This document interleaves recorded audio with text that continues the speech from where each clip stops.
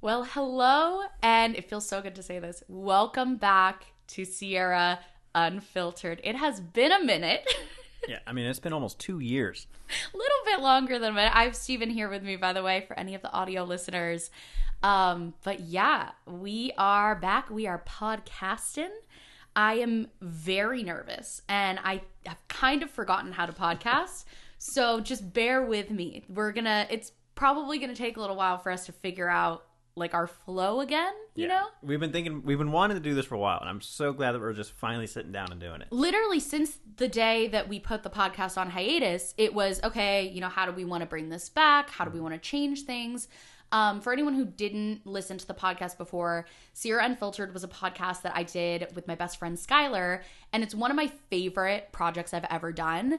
And Skylar decided she wanted to live her life privately offline. She's doing fantastic, by the way, for anyone who, is curious, but she is still wanting her privacy. So, we do ask that you respect that. But she's doing great, and she, wants to see the podcast continue, and I want to see the podcast continue. But I built it up in my head of like, not just the how, but like, the specifics of, okay, what's the intro gonna be? What's the format? Of course, who's the co-host gonna be? And I think I've tried to relaunch it like 4 times. And it got so overwhelming, and I wanted it to be perfect that I just never did it. Yeah, and since the time where we did that last episode, however many, almost 2 years ago, we've had a freaking baby. Like, yeah, a little baby girl named Grace, and we could talk about her and our experiences through that, and I think that was a great way to kind of just sit down and start talking again in front of the mic. Yeah, I thought that would be a good topic for us to start out with. I think this episode's gonna we're just gonna chat about parenthood. I have some questions from y'all. And I think that's a good jumping off point because that's something that we both have so much to say on. And I'm very excited to share my thoughts. You have a lot of really interesting takes about parenthood, and I love talking with you about parenthood, which is, I think, hopefully this will be a good conversation to share as well. No, I remember it was like the second month Grace was here, like I opened a box and I made a comment on things, and you're like, oh, that'd be so great to talk on the podcast about. Yeah. And here we are. And now we're doing it. We're talking about it on the podcast. Oh, also, should probably mention this since it's you and I doing the first episode back. Steven's not going to be the co-host for every episode. I think I'm just going to kind of alternate, like do some with my friends, some with you. We're still figuring it out. We're seeing where the wind blows on this one. So. Yes. So we're filming this episode today, Steven and I, and then next week my friends Ryan and Paloma are coming down from LA, and I think we're going to film a podcast episode. Talked about doing one with my dad. I think, we'll kind of feel it out. We'll try a lot of different things. Yeah. Well, on that note, so Sierra did post on the community tab in Instagram. Yes, I did. I think we did decide to focus on like what's been our experience from parents and I don't know, things to talk about from that. Which I feel like I should give this disclaimer first. Steven and I are going to do our best to not necessarily give advice, but more so give our perspective. We have been parents for 8 months, so we're not exactly experts. But it is, in that 8 months, we have experienced a lot. And I think, we want to share our perspective and our experience. But I'm going to try, and I think Steven is too, to steer away from like the advice or like the hard line, like this is the way to do things, because A, we're not really qualified for that, and also B, there is so much like so many polarizing opinions when it comes to parenthood, and we'll get into that because I did pull a couple questions about that. But a lot of the times it does feel like you have to do it this way or it's wrong, or this is the best way to parent.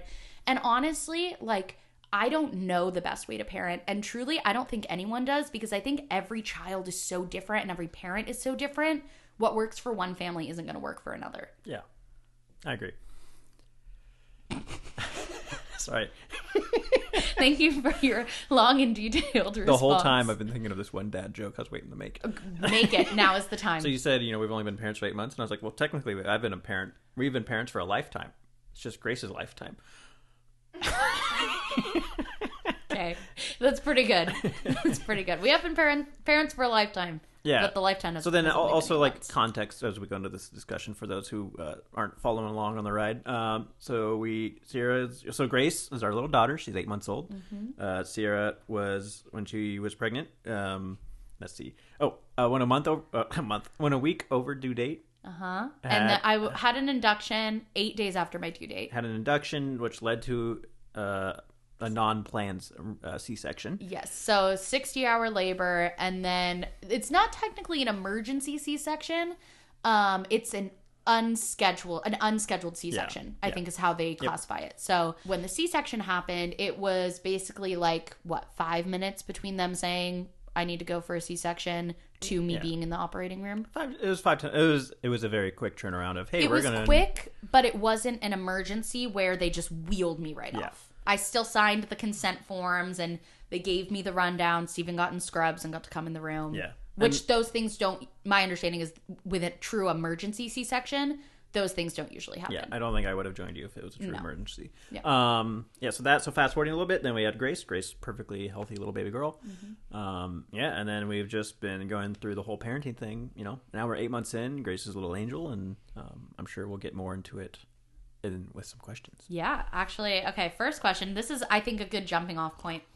A lot of people wanted to know if we think parenting is harder or easier than people crack it up to be. Like, what our expectations were going in. Yeah. You want me to start? Yeah, you start.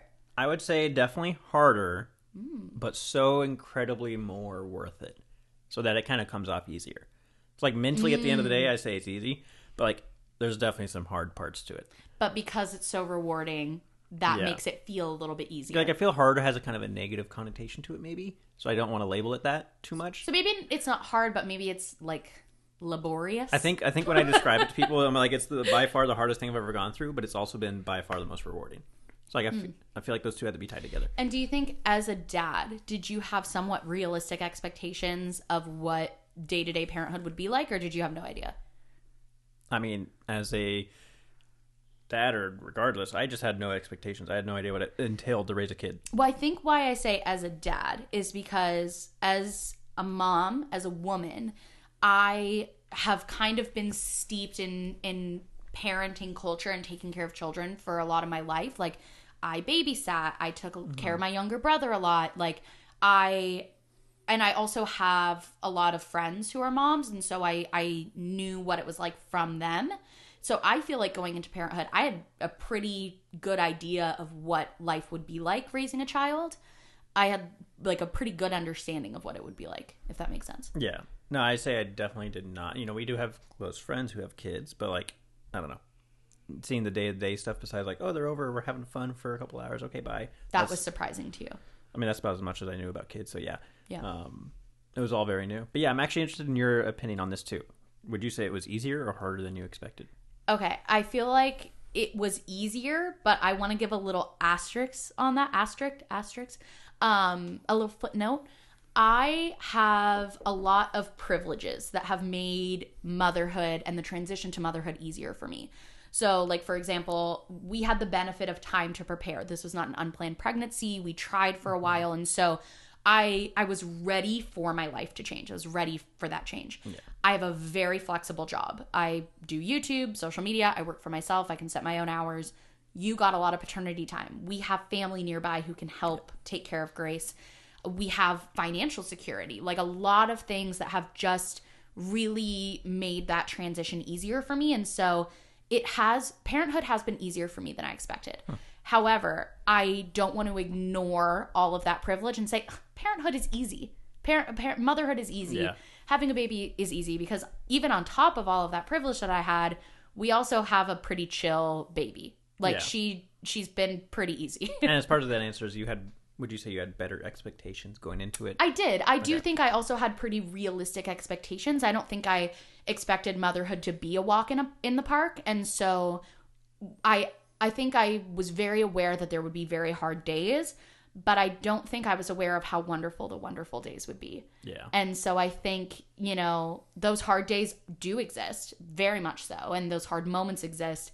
But like you said, those really wonderful, fulfilling moments are so much better than I could have imagined. Yeah. And then the next question, which is kind of in that same vein, I'm just going to read this verbatim because I feel like it was worded very well. And it was also the most liked comment when I asked for questions on the community tab. So this person said, "Hi, Sierra. Question I've been asking myself every time I watch your vlogs. Is Grace as happy as she seems in your videos? I have a 6-month-old and my life is crazy, but you seem to have it down and have a perfect baby. Did you get lucky, or is this the power of video editing and perception?" Yeah, that's a great question. Great question. Like, to open it up right away, like, no, that the baby online is not who Grace is as a baby. Yeah, that is the highlight reel. That is what the image, the curated footage that we're choosing to share publicly. Yep. And I try to balance, it's a hard place to strike a balance, but I try to balance not showing things of Grace that could embarrass her, not overexposing her, and not filming her vulnerable moments. Because in the same way that if Steven and I were having a tough time, if we were arguing, I'm not going to break out the camera and film him. Yeah. If Grace is having a hard time and I'm trying to soothe her and comfort her, part of that is not going to be me taking the camera out. That's just not going to happen. But at the same time, I don't want to project this unrealistic idea of motherhood that then causes other parents to go, well, she has it all together and I don't. Yeah. And so I try to find that balance, right, of, okay, I'm not going to film Grace crying. I'm not going to show those vulnerable moments.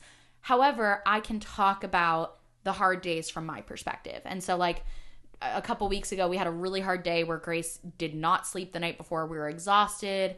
I was having a hard time. And I was like, you know what? I think I do want to vlog today anyways, because I want to show this and I want to show me having a hard time and also show me trying to turn the day around. Yeah. The thought in the back of our heads when looking at, like, the vlogs is that, you know, this is our experience as Steven and Sierra, and then, oh, here's Grace having fun, but you know, it's at the end of the day, it's more of our perspective on things, and it's not like a reel of Grace all day. Yeah. And so to answer that question specifically, Grace cries. Grace has hard moments. Grace has a hard time, but that is not what we're going to share on the internet. And I hope that I am able to navigate that balance somewhat well, where I'm not just showing this, you know, unrealistic curated version of motherhood that makes other moms feel bad, but also at the same time, I'm going to lean more towards the cautious side of not showing too much of Grace. And if I have to lean a little bit too much one way or the other, I'm going to lean into not sharing as much as to not overexpose her. Yep. Yeah. And like I said earlier, we do have that list of privileges that have made parenthood easier for us. So I think it's a combination of editing and of us having a relatively easy transition to parenthood. Yeah. No, it's it's a good question. All right. Do you want to read the next question? Because this one's about you. Yeah, so according to my document here, I have, how did Steve, I like how Steve's becoming a nickname, feel during your labor and delivery? Yeah. I feel bad that the first question about labor and delivery is me. Well, I organized the question. Okay, so that is true. You're right. This is not asked in order. I want you to be included. I want your perspective. So I purposely put that towards the top. Yeah, so obviously, when that comes, I'm just kind of along for the ride, and shout out to all the women out there giving birth, because that's just a freaking crazy experience. Yeah, so it was definitely, so right, because to me, labor and delivery, I think of the last, half an hour before Grace came. You think of the delivery and not the labor. Yeah, I mean, it was definitely, the whole thing was just kind of, even then from the get-go of being Sarah getting pregnant, I was just terrified of this idea of birth. Yeah. It was just, and sure enough, our journey definitely turned into a moment. Yeah, so we were in the hospital, 60 hours? Yeah. And, 60 hours of labor, and then we stayed in the hospital, I think, 3 days after birth. It started out fun. Everyone's laughing, giggling around, and then, the last 12 hours was getting hard. I was not sleeping because, one, Sarah was just kind of constantly going through things, and then I'm in a hospital, so I'm not sleeping because, well, I tend to need more quiet environments than that. And then things just weren't going wrong. They just weren't going right. It was trending in a bad direction. Yeah. And then anyway, so then they finally, the doctor, so it was actually Sierra's OB who came in and was like, hey, this isn't working out. The baby's going through her various things. She had just more and more deceleration to the heart rate. And it was like, it's time to get her out. We're going to go to a C-section. And Sierra was already just so brave, just this shock of emotion in her face, but she was very calm. She's like, okay, let's do this. I immediately walked straight into the bathroom and just started sobbing. That's also the weird thing, like birth, like I had to be like this stone wall, like support system, like because you were going through it. So it's like, no matter how I feel, I gotta like hide it for now because she's going through something worse, and I'll just kind of be there. So I just go in the bathroom crying. I'm like, oh gosh, and I go out, and you're still so brave. So I was like, okay. So anyways, I've already not slept last night, so I'm already in a weird place. Haven't eaten because stress. And then we go into Sierra gets wheeled in, and I'm getting suited up in my weird, surgical gowns and things. And I look at Sierra's mom, Lori, and I'm like, I already feel like I'm going to pass out, and I'm going into a surgery room. Or like, I don't do super good with like, blood and things. So I'm like, wait, let's do this. And it was just the craziest thing. C-section went just fine. Perfect. Mm-hmm. Thanks, Doc. Yeah. And that was, I just was just, on a whole different planet. That was probably one of the worst, I've lived a good privileged life, and that was by far probably one of the worst moments. Like that 15-minute window of, we're doing the C-section, we're going in the surgery room, Sierra's blood squirting on the ground. Like I saw Sierra's uterus out of her stomach, and it was just, nope, definitely the low of my life so far. But then immediately after, and then like the high of your life. And then my freaking baby girl. Yeah. Yeah, it was a freaking whirlwind. Do you want to talk about you passing out after? Oh, yeah. So anyways, as I was trying to highlight that, I wasn't doing so hot. Baby girl's there, so now I have a freaking daughter. My wife's wheeled in from surgery, just everything, and I was like, I'm going to pass out. Well, you're leaving out the crucial part. So I wanted to do skin to skin, but they had to stitch me up first. So they brought baby to me, they let me see her, and then they're like, hey, we have to take her off, we have to stitch you up.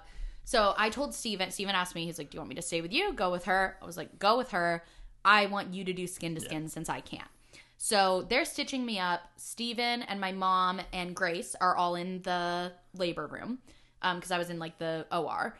And Steven's doing skin to skin. And then I come in and I get to do skin to skin.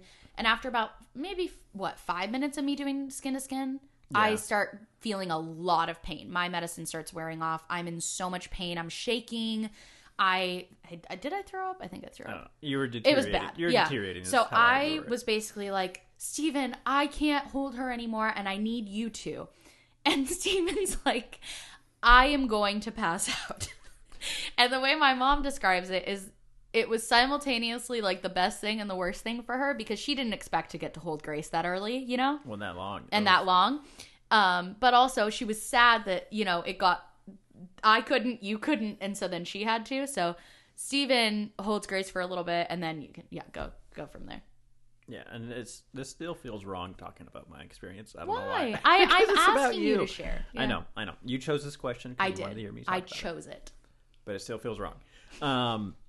Yeah, anyway, so you can imagine me on the ground, nurses looking at me like, are you good? And I'm just like, I need food. So we had fruit snacks. Yeah, I ate like 4 bags of fruit snacks, get some sugar in my blood. And anyways, later that night, then I just sit there staring at this baby as Sierra finally starts getting some sleep. And I was like, I know I should be getting sleep, but like, how could I just need to stare at freaking Grace. Like, what the heck? Like, that's my daughter. Holy crap. Yeah. All right. Going into the next question. How was life and recovery after the C-section?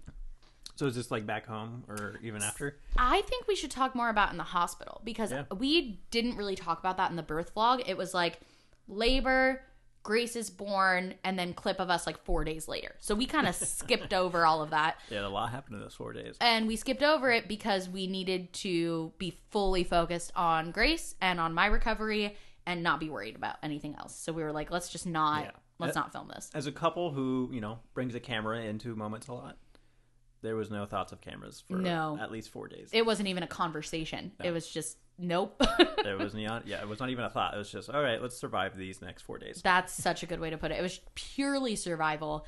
And the way I would describe my C-section recovery is it was a very steep incline of things getting better. So the first day after my C-section was probably the hardest day of my life. I would say it was harder than any of the labor, harder than the actual C-section. The first time I had to get up out of the bed after they like took out the catheter and the IVs and stuff was one of the lowest moments of my life. Yeah. That was incredibly difficult. I think an important word to float in there for context is like the fear of not knowing, right? Because you say, oh, it was a steep recovery. But that first day and even the second day, you had no idea about that. I had no idea how much better it would get that quickly. Yeah, because it was like the next morning. I mean, you literally couldn't move. Your whole abdomen was, literally ripped in half or cut in half. But it was just like that fear of like, oh my gosh, this is going to be my forever life now. I can't like lift myself up or anything. And I think that fear of like not knowing, you're right, because looking back on it, the trajectory is like, it got better really quick. Yes. Because in that moment, you did not know I didn't know that. And that's what I wish I had known. I wish I would have known how quickly it would get better. Because that first day was so hard. And the second day was a million times better. Still hard, but manageable. Third day, 1,000 times better than the second day. Fourth, and it got like each day got so much better that by a week I was able to walk around the house. I was able to lean down and pick up Grace. Yep. By 2 weeks we were able to like go on walks and I could push the stroller. But on that first day, I could not imagine that. And so and that's your first surgery. That was my first, well, kind of. I had my wisdom teeth out. Okay. But No. Come on. This is guts open, organs outside. Uterus out. Yeah, this is very different. Wait, I want to talk about that too. Because about an hour after my C-section, Steven walks up to me. We're having this sweet moment. And he goes, also, I want you to know, I saw something in that operating room. I don't think you're ready to know about it now, but you're going to want to know. So you just let me know when you're ready. Yeah. And it was about, maybe 2 weeks later, like a week after we got home. Do you want to tell him what you told me? Yeah, I was like, Sarah, I literally saw the doctor holding your uterus like outside my body. 6 inches above your stomach. I was like, what? So, yeah, that's what Steven saw. And I saw that on my way to see Grace for the first time. You really got to know me inside and out that day. Oh, gosh. All right. Do you like that joke? All right, let's find the next question. All right, next question. Okay, next question. This is another one about your perspective. So don't feel bad because I picked it and I want to hear you talk about it. So you're not centering yourself. I'm centering you. Right. I want to hear it. Yeah. I would love to hear about the dad experience, Steven's advice for other new dads, and breaking down stereotypes for dads. I think that's really interesting because we've talked a lot about like the stereotype of the uninvolved dad, the joke of like the dad just being like, oh, I can't do that, only mom can. And even like the Four Moms thing, you should talk about that because that was really interesting. The fact that there's like a brand called Four Moms, which we actually love their products. Yeah, we do. It's just a weird thing when I use it. I'm like, am I not supposed to use it? Am I not supposed to like this? Like, this is for moms, not for dads. Even like Steven was talking about, he opened up the package and they had a big thing of like, hey mama, this and that. Yeah. I bought Grace like an outfit, like a cute little dress or something. Oh, actually look cute in it. And then I opened it up and it said, hey mama. And I was like, well, I'm not a mom. Like, oh, am I not supposed to be excited about buying my daughter a dress? Like, I don't know. It was interesting. I feel excluded in some of these things. Even then, I don't know, just various things. Like sometimes I'll go to the zoo during the week because I'm on my paternity leave that I've been so blessed to have. And I'll be at the zoo with Grace. And I'm like, I desperately try to find a single dad out there by themselves with the kid. Yeah. I never find one.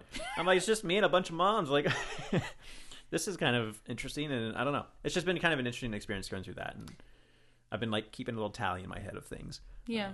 I remember another thing that you told me was that you almost, it kind of makes you feel conflicted emotionally when people like praise you for being so involved and praise you for being like a true 50-50 partner with me, in that you feel like it's almost expected for you to not be involved as a dad. And that the expectations for me that I've experienced, and also just kind of looking at, the online expectations for dads, is just so low.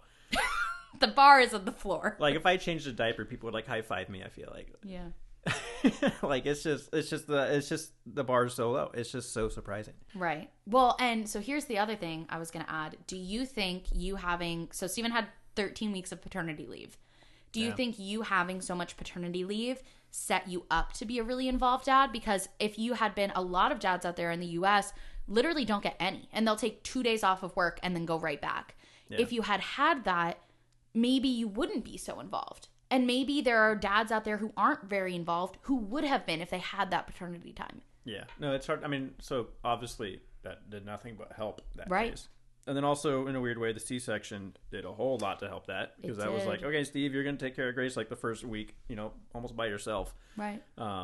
If I hadn't had the C-section, we may have defaulted to me changing the diapers and me swaddling her and me doing that stuff because, like I said, I grew up, babysitting and I liked taking care of kids. And so I had more experience. I probably would have defaulted to that. But because I was recovering from the C-section, it kind of forced you to be super involved from the very beginning. Yeah. I remember in the hospital, it was like an hour after she was born. It's like, okay, time to change your diaper, Dad. And I was like, and my brain was like, oh, Sierra would do this like at the beginning and teach me how to do it. Sierra would teach me everything.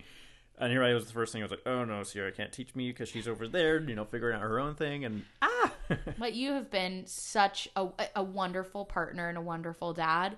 Even if the bar wasn't on the floor, you would still be exceeding it. So I want you to know that. All right, next question. Okay, sorry, I had to take a second so I could pee and we could change the camera battery, but we're back. Okay, next question. What is our parenting style, or what is like the parenting style we aspire to have? Yeah, this one always gets my brain going. That's why I picked it. See, I should have picked some questions so I could like pick your brain on things. Next time, that's what I'll do. Okay.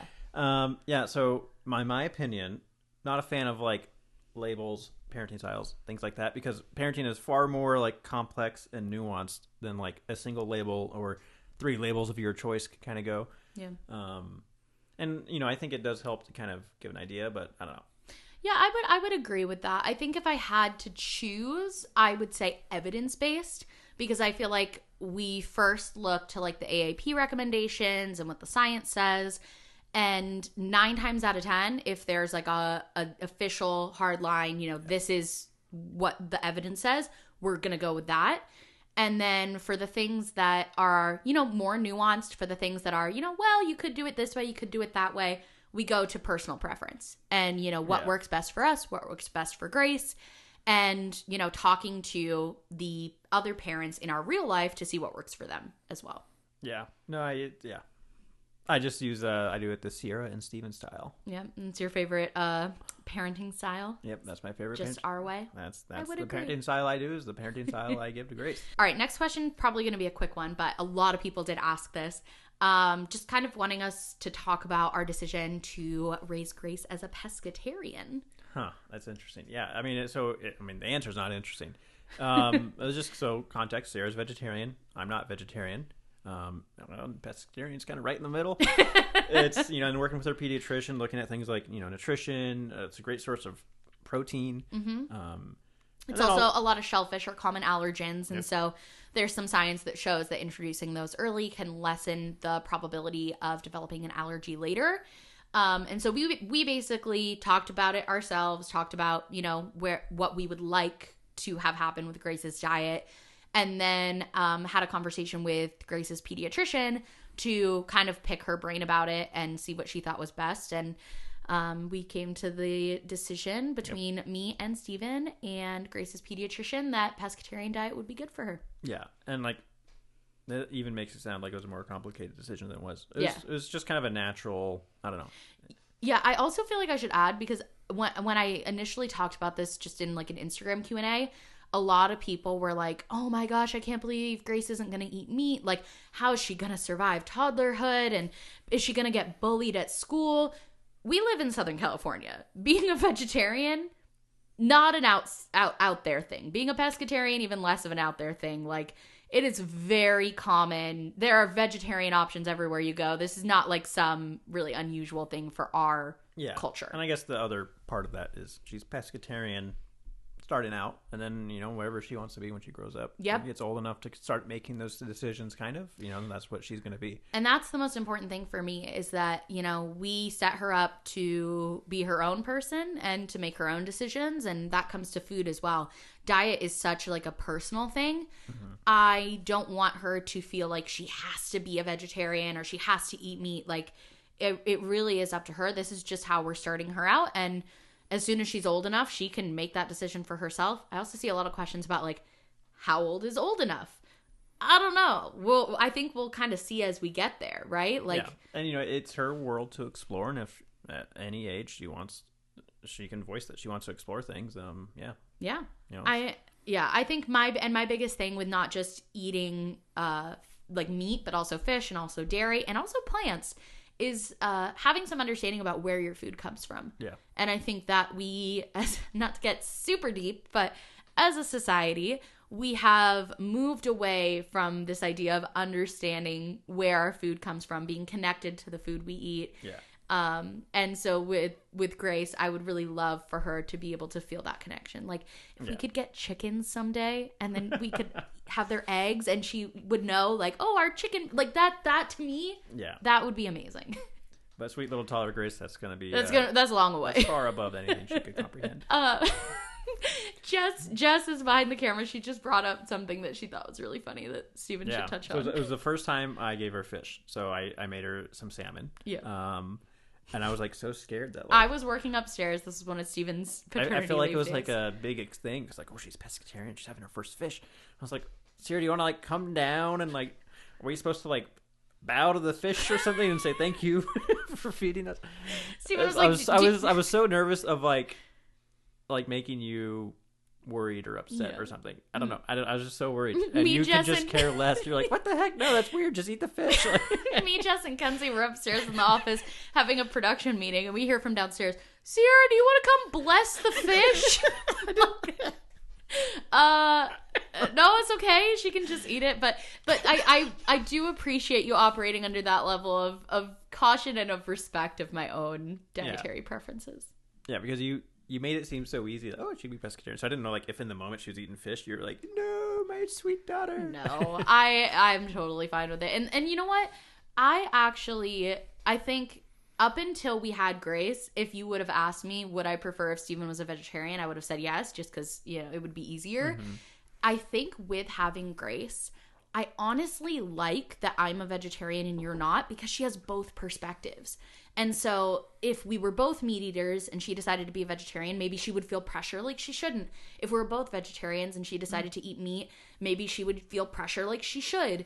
And I like that she gets to grow up with like, both of our perspectives. It's the first example of like grow up with multiple perspectives and a wide worldview. Yeah. Okay. Oh, here's a great question. Someone asked if they feel like we've been able to maintain our identity after becoming parents. And I think this is really interesting because one of the sentiments I saw the most from other parents online before I had Grace was I am a totally different person after I had my child. Like I was this person before, and now that I have my child, I'm completely different. And I don't recognize myself. I'm mourning my old self. And that has not been my experience. That has not been my experience at all. And not to say that experience is wrong, of course, but it's just not what mine has been. And so I was really kind of expecting that. And then, to be honest, I feel more like me being a mom than I did before. Oh, I love that you said that because that fits right into what I'm going to say. Oh, good. I feel like a thing where that can come from is like, how planned was the child? Yeah. Because to your point, I think we got to that stage of life, but it was like, I am now ready to be a dad. Mm-hmm. I'm ready to give up my life. Like that was my identity, is like, this is now who I am. I am Steve and I am ready to be dad. So then when Grace came and was born and, the 8 months with Grace, like that fit into my identity. So kind of to your point, I think your identity was also already kind of like shifting. Mom, and then now Grace just kind of fit into that. Going into it so prepared and trying, year and a half, whatever it was, I think that kind of reduces the impact of the change. Yeah. Right, I would agree with that. And I think another thing that has really helped us to maintain that sense of identity is giving each other, like, still plenty of individual time. I am a mom, but that is not all that I am. Uh-huh. I'm a mom, I'm a wife, I'm a sister, I'm a business owner. I have my own passions and my own things that fulfill me outside of motherhood. And I would say being a mom is the most important thing I do, but it's not the only thing I do. Yeah. No, and we do really good at making sure ourselves get those times to be us. Mm-hmm. and then also making sure each other has time to do that. Yeah. And also us as a couple. Yeah. And I think, I will say, I think that got drastically easier once Grace started sleeping through the night. Yep. Because she goes down at 7 every night, and then Steven and I usually spend like an hour or two doing our own thing, and then like an hour or two together, hanging out, watching a show, playing video games. And so I think that time at the end of the day for us to just be on our own is really helpful in maintaining our identity. And I also think a big part of it for me has been having really, really wonderful female friendships in my life. In that I don't feel like I got lost in motherhood because I had so many really wonderful friends who were really there for me. And, you know, I appreciate them so much with, you know, Skylar and Kenzie and Jess and my mom and Ryan and Paloma, and like just these really, really wonderful women in my life who made me feel like I wasn't alone. Yeah. No, I think it's best. And your mom. I don't want to leave Lisa out. Shout out Lisa. I think the simplest answer is that schedule's a little bit more busy. I probably can do a little bit less than I used to, but I still feel like the same old dorky Steve. So. Well, and you know what Steven told me yesterday? He said that he plays more video games now than he has since high school. You said since Grace is born, you play more video games than you did since high school. Yeah, well, because Grace goes to bed early, and because Sierra watches Grace on a lot of days, Sierra now works, you know, a little bit in the evening. And now it's like me, like, okay, Sierra's busy. What am I going to do? And games tend to win. Because also, you know, stress is a little bit higher with a little baby. So it's a great outlet of that. That's what I was going to say. I said, I think you need video games more now. Yeah, and you've also pushed me to video games more than I ever have in our entire relationship. Well, because it used to be that you would get off work, I would get off work, and I'd be like, oh, let's spend some time together. Yeah. I need some, like, person-to-person interaction. Let's go do something together. Now we get done with work and I'm like so tired and also kind of touched out. Like, I'm like, I just need some time just for me to reset, to be alone. And I think you kind of feel the same way too. Yeah. So actually this next one looks like a great segue, which whoever organized the document is probably planning that.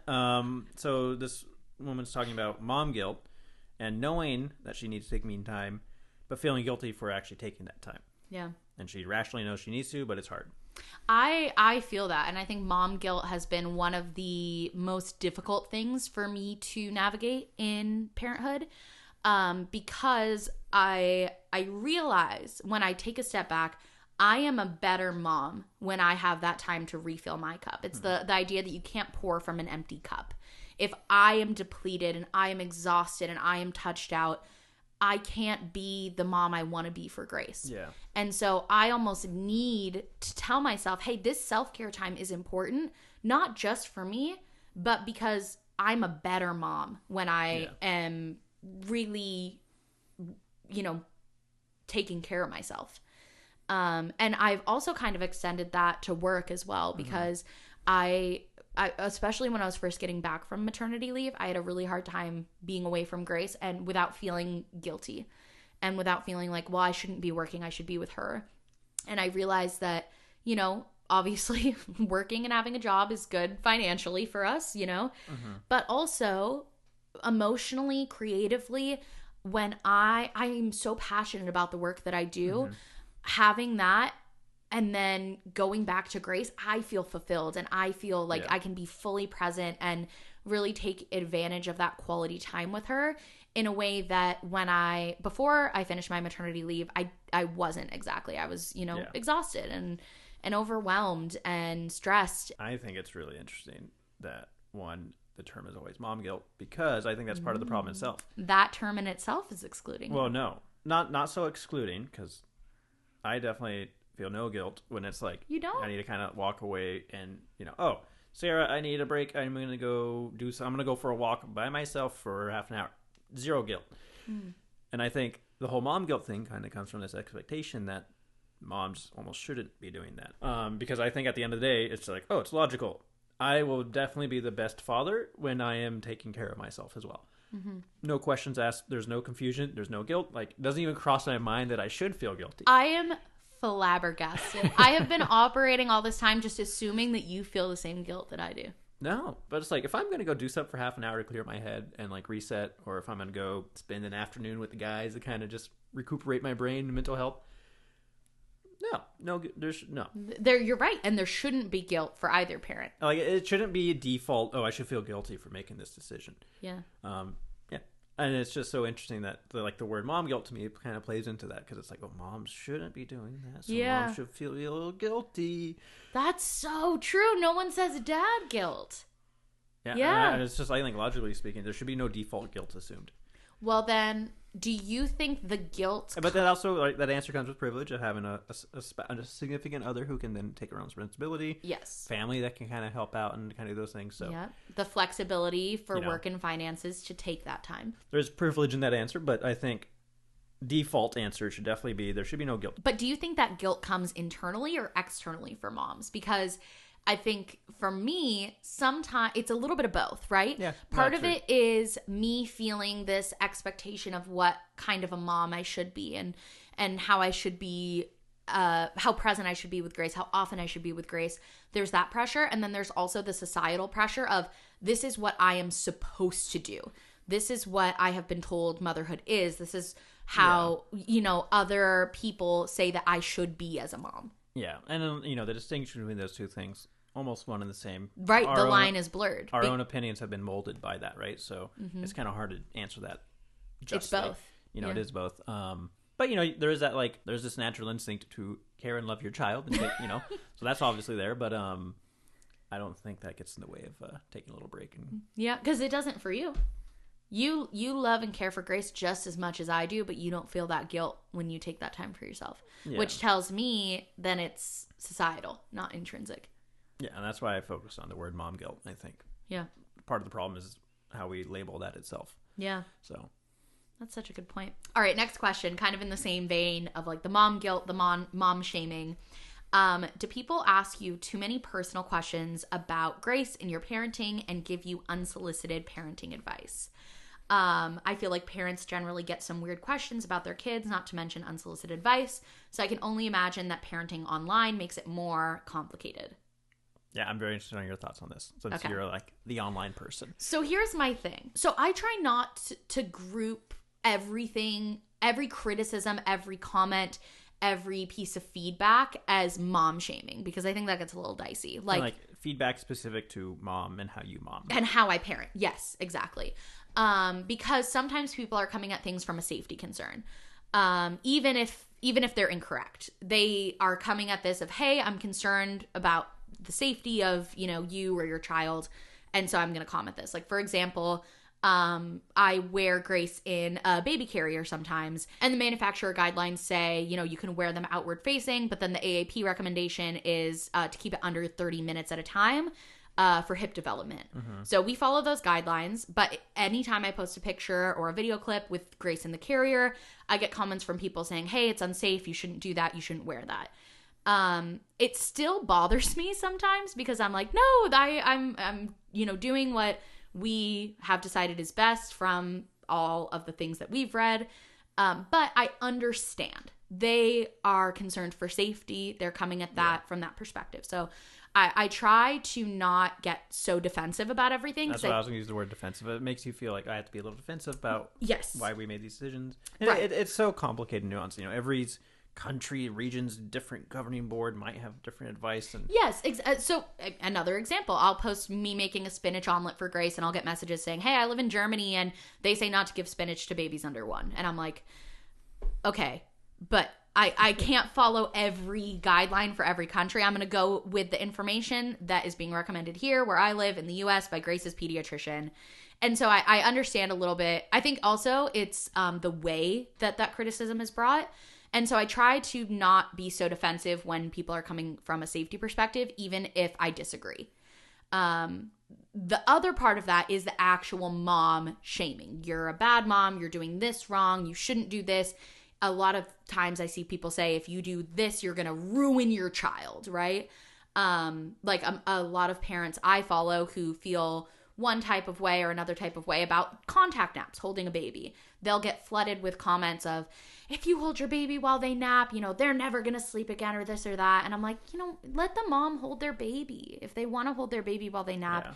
And let the mom share that without feeling like they have to go on this defensive and this, explanation of why they've decided to do contact naps. It's okay to just say, I want to hold my baby when they nap. And I think it kind of goes back to what we were talking about with like parenting styles of like not everyone, I shouldn't generalize, but a lot of people feeling like there is only one right way and any parent who doesn't do it their way is wrong, when really the right way for one family might be the wrong way for another family. And so I think for me, I try to be less defensive when it's about safety, but when it's truly just about preference, I'm like, keep it to yourself. Yeah, see, I think it's interesting. Raising a kid is like one of the most amazing things in the world, and people get very passionate about how they raise their kid. And at the end of the day, that's what it is. It's very passionate people. I'm very passionate about, some things I do for Grace. Same. You might be passionate about different things you do for Grace. Someone else is passionate for their kid. And that's just online. It's just, there's no way to filter that, right? It's just people who are very passionate and they loved how they did their thing. And it worked great for them, and they want everyone else to see. Not even that they want that. It's just like, that's just how they see it. Like, wow, this was just so clearly the way. Yeah.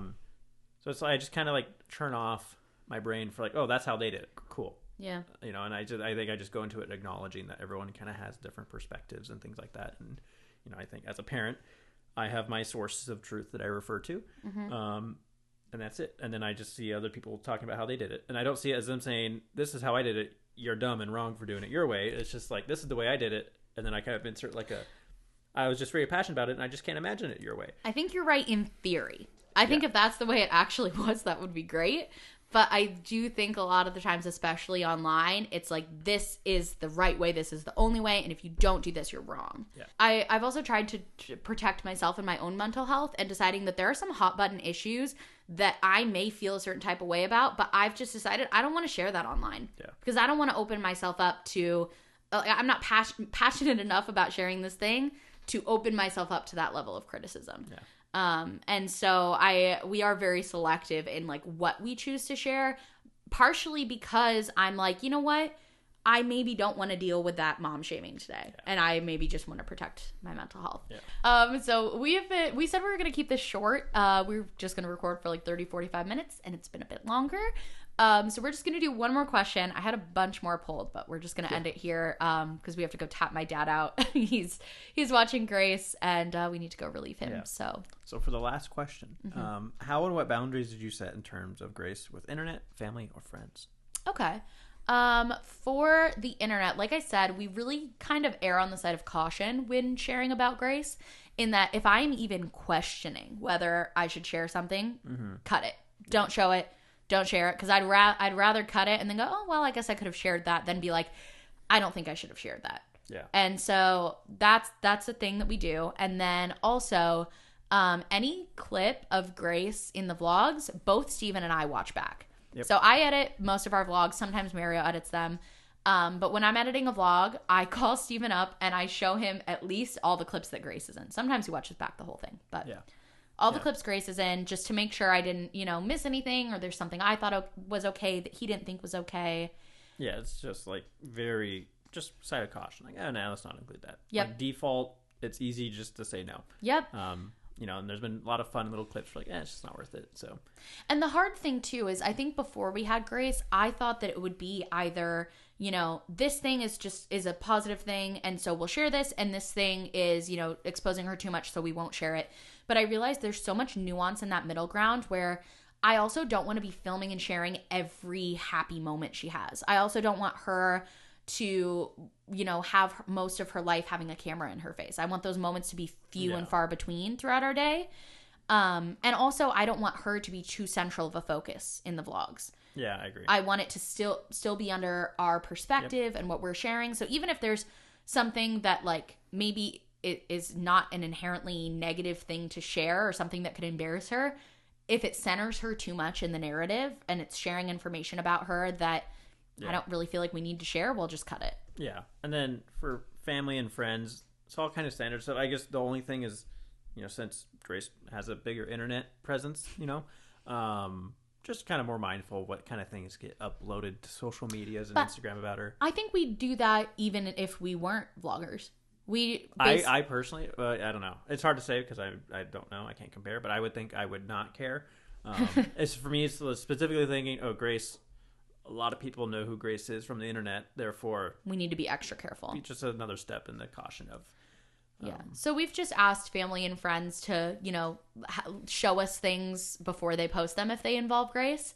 And we do that same thing for our friends' kids. Like anytime you see like a picture or a clip in a vlog that has a minor in it, I always have the parent approve it and watch it back first. So especially because it's online and such a big audience. Yes. And so our family and friends basically just do the same thing for Grace. And I think there's only been a couple times that we were like, don't post that, because I feel like our family and friends are usually on the same page as us. Yeah, it's less about like, let us see the picture you want, and it's more just share our sentiment, and I think everyone's kind of on the same page. So. Yeah. And at the end of the day, I love sharing our life, and it's such a blessing that I'm able to do that for work, because it's something I can do with Grace. Mm-hmm. But also, I want to make sure that she has a normal childhood. Yeah. And that she can be a normal kid. And so, especially moving forward, I don't know how we share Grace online and how that will change as she gets older, but I know it's always going to be something that Steven and I are having meaningful conversations about. Yep. Because it's very important. Well, speaking of meaningful conversations, that was a great meaningful conversation. It was. And you know what? My nerves went away. I was so nervous at the beginning, and then once we got going, it felt natural. It's like riding a bike. Yeah. Well, hey, thanks for listening along. Who knows where this whole podcast thing's going to go, but there's an episode. Yeah. And there'll be another episode maybe next week, maybe in like 2 weeks, with me, Ryan, and Paloma. And you know what's funny? Steven actually was the big driver between wanting to bring back the podcast and just do it casually, which was with Ryan and Paloma when we were in Big Bear. Yeah. Steven was like, this should be a podcast. Like, the camera should be rolling. Yeah, it was like, it inspired me to think about it. Yeah. Anyways, let's go tap out our sweet, my father-in-law, and we'll go hang out with Grace, have some dinner. See our daughter, do bath time, bedtime, all the things. Bye!